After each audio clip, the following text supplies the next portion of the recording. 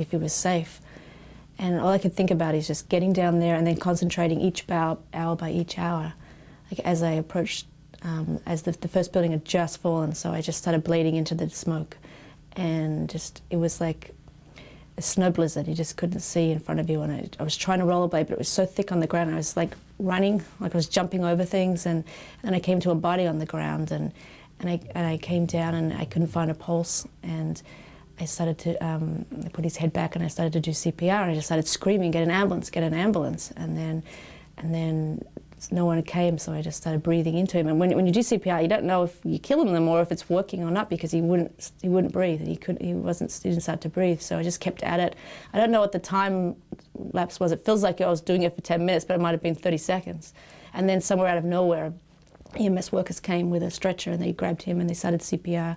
And then he started to breathe and they took him off. So I just started walking down into the smoke and just walking, and then it was just dark and people were coming out with great gashes on their head from the debris that had fallen from the buildings, blood everywhere and burns, a lot of burns in that earlier part of the day. Nothing later on, you didn't find anything later on, but that early part, people just streaming out, and it was just quiet, just really quiet.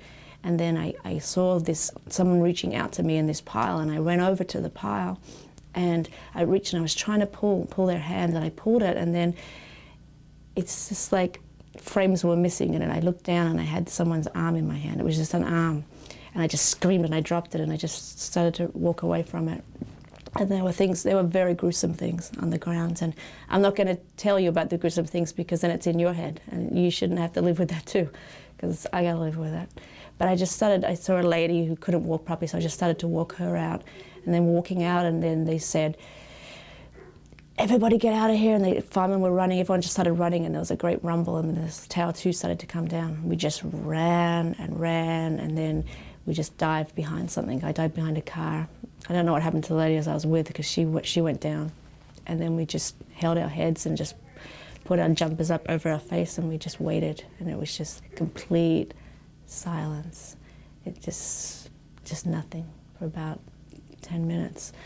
And then you could hear the beeps, these little beepings.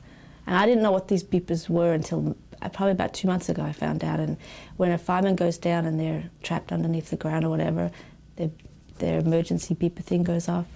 When they're still for about 30 seconds, it goes off. So that's all we could hear down there was just silence, but hundreds of beep, beep, beep, beep, beep, beep, beep, beep, beep, from people that were trapped.